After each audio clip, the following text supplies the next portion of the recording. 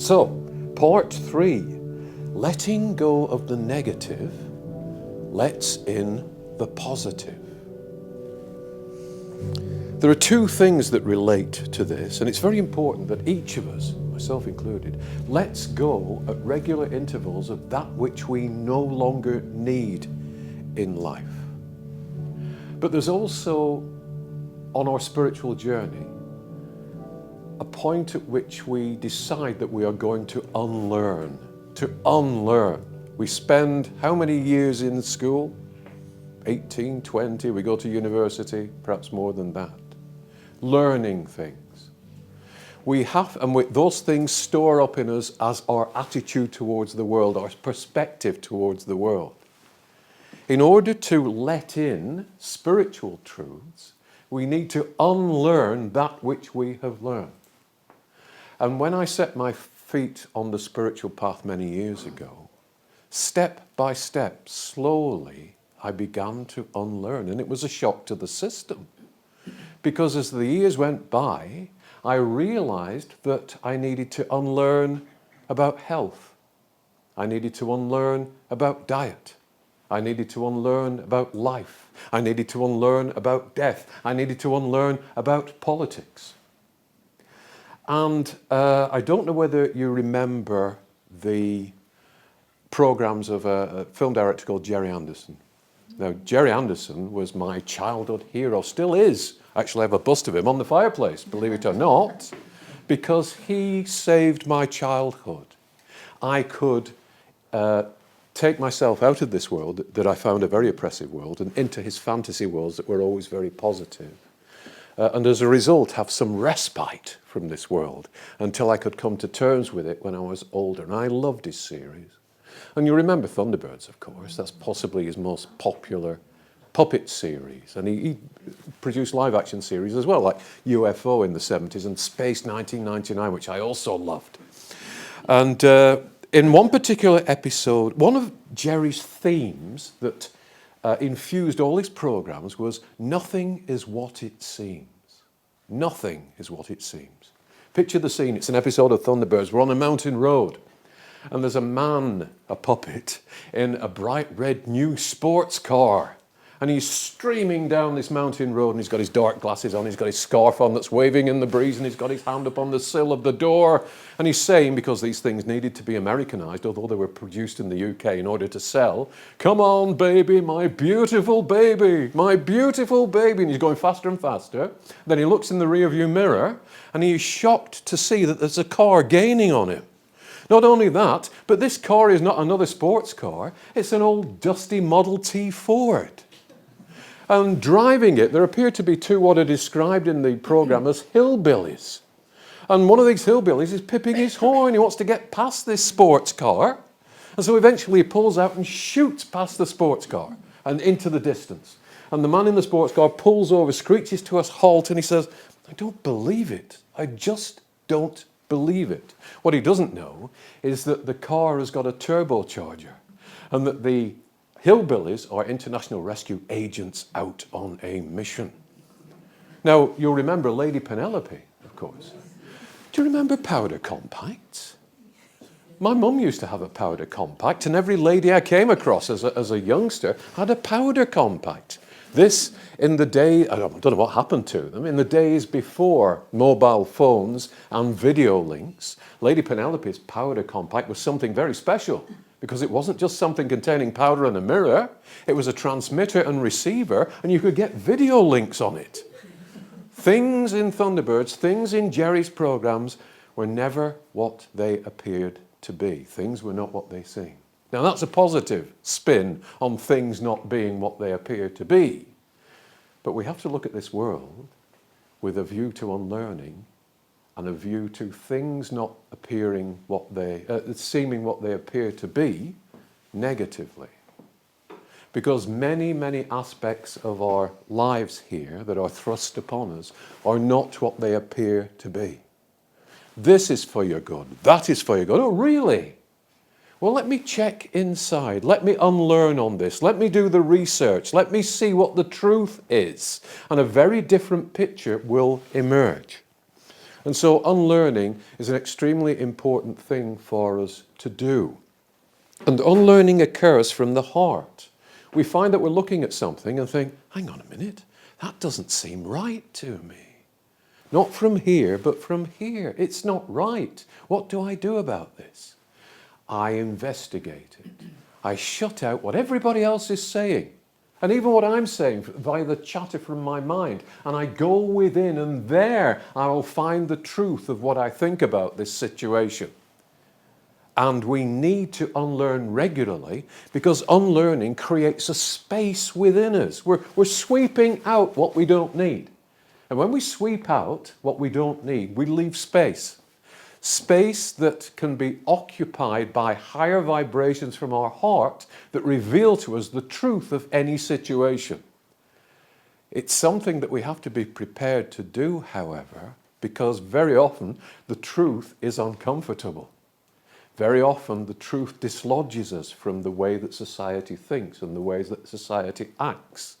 But the other side of that argument is that the truth reveals to us our spiritual link. The truth reconnects us with our divine selves, our angelic selves, our greater selves. And the truth reveals to us a path that is rewarding and a path that takes us away from the deceptions of this world and brings us spiritual clarity and spiritual strength. So, unlearning is highly important. The second thing we need to do if we want to create space within ourselves for spiritual truth is to let go. Now, I don't know about you, but I've done this on several occasions, numerous occasions. I look at the tough spots in my life, and I look at the spots that have caused me harm in the past. I've allowed them to cause me harm, and I think, that's still hurting me. I'm still distressed about that. I haven't forgiven this. I haven't forgiven myself for that. And those vibrations, we store them. We don't realize we're doing it, but the trauma of the years, trauma upon trauma upon trauma, fills us up with memories of the negative aspects of our life and shoos away, pushes out the positive aspects of our life. So it's very good to let go every so often, to really let go. Sometimes we think we've let go, but then the same pattern emerges and think, I'm still resentful about that. I still haven't forgiven this. What's wrong with me? Why is it still with me? It's because we haven't found a way to effectively let go. Well, there is a way, hopefully, because I've put together a way for us to effectively let go, and it involves us in connecting to a higher vibration and to visualizing so that we can effectively let go. So we're going to do a mini meditation now, please.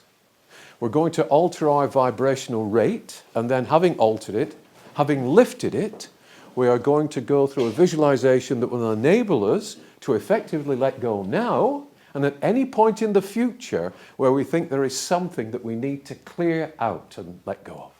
So please, if you would get comfortable, by all means, yes, become comfortable, peaceful. And please, if you would close your eyes. And we are going to use a method to alter our vibrational rate, a rapid method that you can use in your own homes whenever you have a few spare minutes. And I call it the countdown method, and it begins by you visualizing in your mind's eye, first of all, clearing your thoughts. Let go of anything, any worries you have, any aches and pains that you have. They've no business here for the duration of this meditation. And I'd like you, please, to see in your mind's eye the number 10.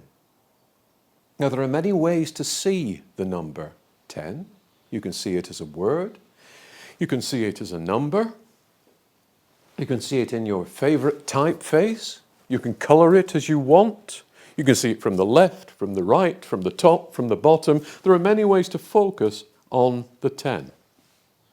So now focus on your representation of the number 10, and as you do so, feel peace entering your consciousness. The material world slowly is moving away from you. You are moving away from it. And now gently let the number 10 go. see it fade away in your mind's eye, and replace it with the number 9. Have a look at the number 9. How good it looks. You can make the number 9 into whatever style you want, whatever color you want, whatever typeface you want. And as you concentrate on the number 9, you feel that peace that began to creep in with the number 10 moving closer to you, relaxing your muscles, relaxing your mental faculties, your earthly mental faculties. And now, fade away the number 9 and replace it in your mind's eye with the number 8. It's becoming really peaceful now as you look at the number 8. As you look at the color of it, the way it is written, the typeface it's in, the size it's in. And you feel increasing peace flowing through your body and your mind. Now gently let go of the number 8 and replace it with the number 7. It's becoming very peaceful now. You are very detached from the material world. You are entering the spiritual world. You feel the tingle of spiritual molecules cleansing and healing your body as you let go of the number 7 and replace it in your mind's eye with the number 6. How calm, how peaceful you are. Almost halfway there now. In your own glorious light-filled space. As you let the number 6 fade away and replace it with the number 5. Halfway there, but already you can feel the peace, the warmth of higher vibrations, the love that the soul group has for you, that your family has for you on higher vibrations as you let go of the number 5 and gently replace it with the number 4. So calm, so peaceful, so focused on what we are about to do. And now let go of the number 4 and replace it with the number 3. Almost there, almost in that special place of peace and tranquility from which you can work effectively as the powerful you being that you really are. Let go the number 3 and replace it with the number 2.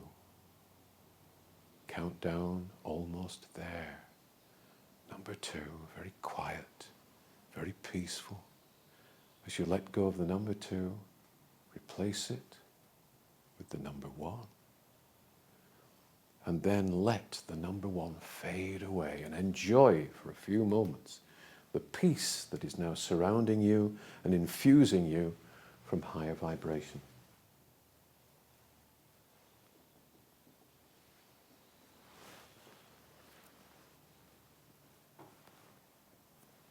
And now, as the spirit being that you really are, in your imagination, you're going to stand up from your physical body. You allow your physical body to remain sitting in the chair that you're sitting in, but you stand up now as the spirit being that you are, and you take a couple of steps forward, you turn around and you look at yourself. My goodness, there's 2 of you. There's the spirit you looking at the physical you. And you notice that there is an energy line connecting your solar plexus as a spiritual being to the solar plexus of yourself as a material being, so that you are feeding your material self with all the energies that it needs to maintain its physical existence. And you now see that line of energy fading away. It's still there, but you don't need to look at it in what we're about to do. So I want you, please, to turn away from yourself now as your spirit self and to look towards the door that you came through, the door of the Persian room in your mind's eye, and to move towards that door. And as you get to the door sill, you look through it and you see not the cafe that is normally beyond it on a physical level in the sanctuary, but instead you see that there is a path that leads from the door, an outdoor path, beautiful flagstones leading into the distance. And to either side of this path are trees in the most beautiful greens you've ever seen, some of them in blossom, but all of them in leaf. There's this feeling of quiet and peace. And I'd like you now to step out onto that path and to walk slowly along it. And as you do so, you see that ahead of you, the path opens up into a circular clearing surrounded by trees. And it is a grassy clearing, and you step into the clearing and notice that there are only three objects in that clearing, in the center of that clearing. The first is a very comfortable looking armchair. You know that if you sit in this armchair, you will be supported in all the right places, that you will be comforted, relaxed, healed. Standing next to the armchair on the ground, on the grass, either to your left or to your right, you decide, there is an old-fashioned small filing cabinet with two drawers in it, one above the other. And finally, in front of you, were you to sit in the chair and stretch your feet out, at that point where you stretched your feet out, there is a circle of stones, perhaps 2 feet in diameter. And within the circle of stones, there is hay and twigs. Someone has prepared a fire but not lit it yet. And so I'd like you now to go and sit in the armchair, please, and to relax into it, and to feel it supporting you. How comfortable it feels, how supportive, how relaxing, how refreshing. Now, you look over to the filing cabinet that is within easy reach of you. There's no need to get up. And you see that there are 2 drawers in it, as I've said, one above the other. The top drawer has a label on it that says old entries, old entries. And the bottom drawer has a label on it that says new entries, pending, to deal with later. Now I'd like you to reach over to the filing cabinet. There's no need to get up, as I've said, and to gently pull open the top drawer. And in there you'll find that the drawer contains a box of matches and also a brown cardboard folder that has some sheets of paper in it. Take the file and the box of matches out of the drawer, close the drawer and sit back with these objects in your lap. Now open the folder, the cardboard folder. And on each piece of paper you'll discover that something very private to you is written. Something that has affected you in a negative way for some time. Something that you haven't yet been able to completely let go of. One sheet, for example, might concern something or someone you haven't yet been able to forgive for something that you perceive they've done to you years ago. Or perhaps on another sheet is written something you haven't yet forgiven yourself for. Or something else that still causes you pain and trauma whenever it is brought to mind. Another sheet might bring back to you a sense of loss, or regret, or guilt over something. I'd like you now to concentrate for a few moments on what is written on each sheet of paper. And when you've done so, when you've become very familiar with what is written on each sheet, each incident that you need to let go of, I want you to screw up that sheet of paper, to lean forwards, and to place it on top of the pile of twigs and straw in the center of the circle of small stones. Then move on to the next sheet of paper and do the same thing with that. And I'll leave you now for a couple of minutes so that you can do this, and then we'll move on.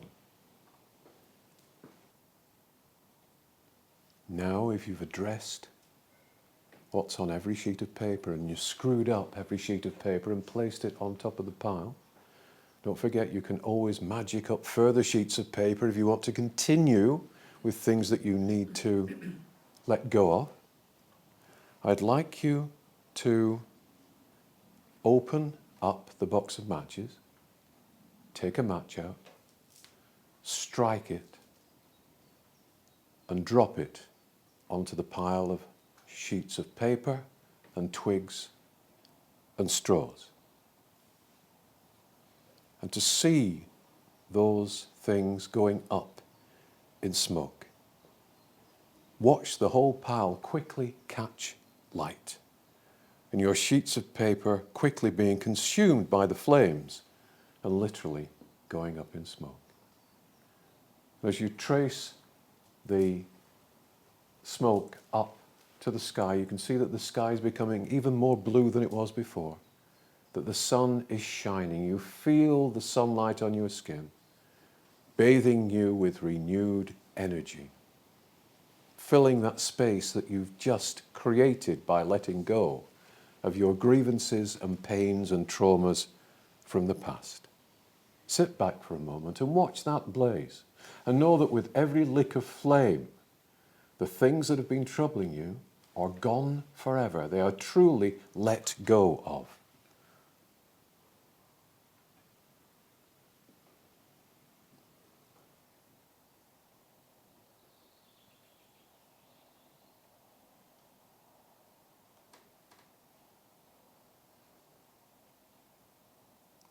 Now, before you stand up from your marvelous armchair, I'd like you to turn for a moment to the bottom drawer of the filing cabinet, the one marked New Entries Pending, to deal with later. Pull it open, and you'll see that it contains a brown cardboard folder like the top drawer and a pen. Take out the folder and open it, and you'll see that it contains some blank sheets of paper waiting for you to write something on them in future with the pen at some point that we'll talk about once you're back in the sanctuary. Now pop the folder and the pen back in the drawer and gently close it. Now stand up from your comfortable chair and turn around, turn your back on the chair so that you are facing the opening, the path that led to the clearing a few minutes ago. Walk peacefully, slowly back along the path, through the trees, back to the door that leads into the Persian room at the sanctuary. Ahead of you, as you reach the door, you see your physical self, unmoving, peaceful, sitting in the chair in the Persian room at the sanctuary. Cross the room quietly until you are facing yourself. For a moment, there are two of you. Then turn around so that you have your back to your physical self and sit down within your physical body. Become one with it again. Feel all the circuits being connected between the spirit you and the physical you. And now we're going to slowly alter our consciousness back to the material world. And as we do so, we ask the divine to close and seal our principal chakras so that we are protected and ready to take up our physical lives again. So let's do this in reverse. I'd like you to see, as you sit in your chair at the sanctuary, the figure one. To look at the figure one in all its configurations, whatever color you want, whatever shape you want it to be. And when you've got it clearly in your mind, to replace it with the figure two. And as you look at the figure two, you feel yourself gently withdrawing from that higher vibration you have been to. And now replace the figure two, see the figure two fade away, and replace it with the number three. number 3, and we're starting the return journey to everyday consciousness on this earth. As you fade away the number 3 and replace it with the number 4. Getting a strong sense now of returning to the physical. As you let go of the number 4 and return it and replace it with the figure 5. Halfway there. Halfway there. And your principal chakras are being closed and sealed with golden light so that you will not be affected by any negative influences on the material world. As you let go of the figure 5 and replace it with the figure 6. Very close to coming back now. As you replace the figure 6 with the number 7. And the number 7 with the number 8. The number 8 with the number 9. Almost there. The number 9 is replaced with the number 10. And now let the number 10 fade away and peacefully, slowly, and in your own time, knowing that you are sealed with regard to your chakras, that you are protected, that you are infused with light, slowly come back to this level.